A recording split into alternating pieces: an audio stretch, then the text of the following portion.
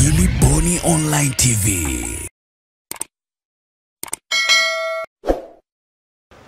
Kwa majina naitwa Patrick Petro Mlokozi, ni mkazi wa Arusha, mfanya biashara ya usafirishaji wa mizigo na abiria.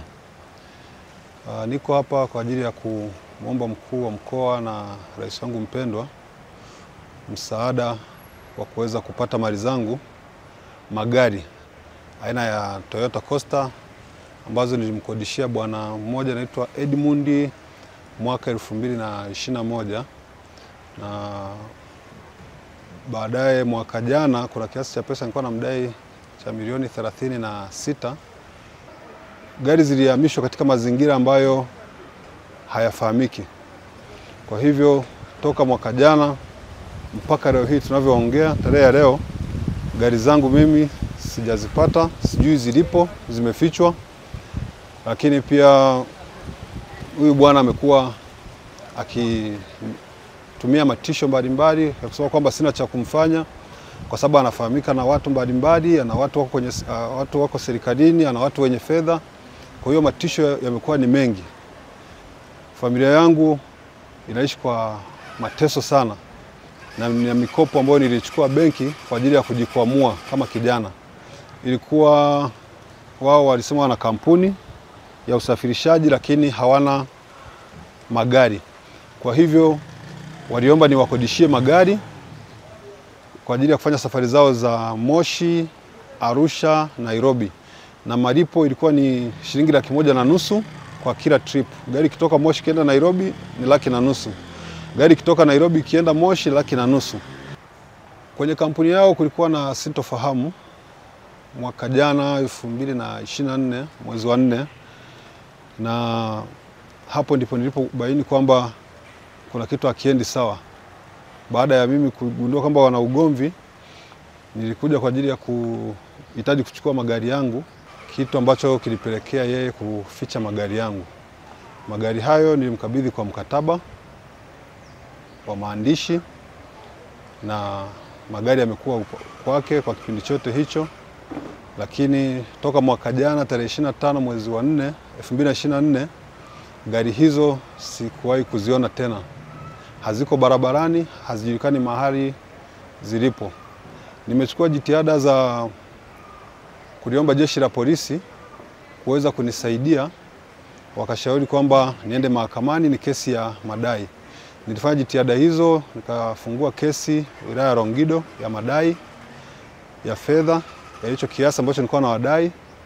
Lakini baadaye mheshimiwa hakimu aliniambia kwamba kesi ile ya kuhusu magari ni kesi ya kipolisi kwa sababu mali zangu zilikuwa zimepaki kwenye eneo lao. Jeshi la polisi nimejaribu kuomba msaada bila mafanikio. Kwa hivyo namuomba Mheshimiwa Rais Dr. Samia Suluhu Hassan anisaidie niweze kupata mali yangu. Pia na imani kubwa jambo hili kama ataamua kulifanyia kazi mkuu wangu wa mkoa Christian Makonda, basi naamini nitaweza kupata gari zangu, kwa sababu naamini kabisa kwamba hakuna mtu aliyeko juu ya sheria. Huyu mtu ni nani katika nchi hii?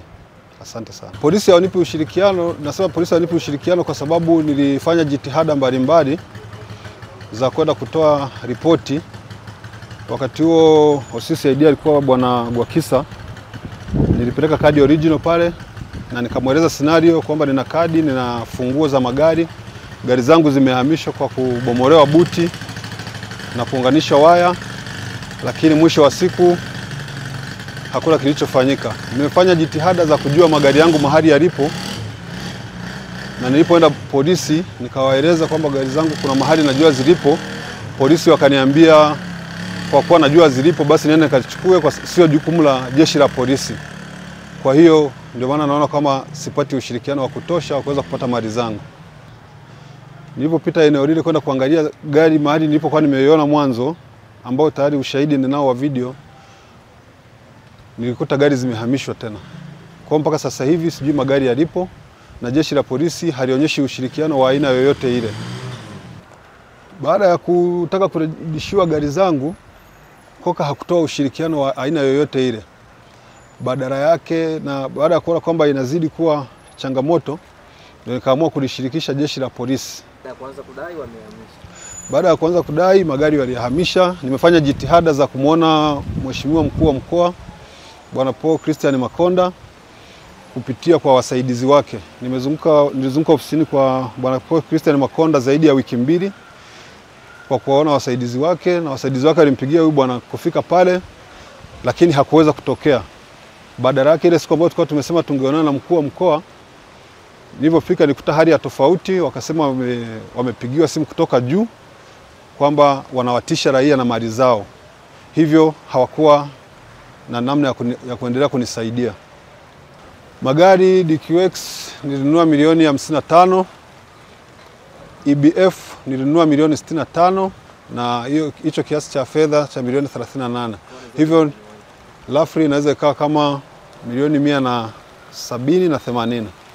Wao nimejaribu kufanya jitihada za kuweza kukutana nao, kuzungumza nao, lakini kwa namna tunavyoishi nao na nature ya namna ambavyo wamejitengenezea kwamba ni royal family, imekuwa ni ngumu namna ya kukaa kuzungumza nao. Mwisho kabisa, uthibitisho wote juu ya hizo mali? Ndio, nina uthibitisho mahali niliponunua hizo gari, lakini pia nina mkataba ambao nilikuwa nimewakabidhi magari, na nina kadi original za magari ambayo inasoma majina yangu Patrick Petro Mlokozi. Make your day right. Gilly Bonny Online TV. Kupata habari mpya na kwa haraka kila siku, usisahau kusubscribe kisha like na comment. Gilly Bonny Online TV.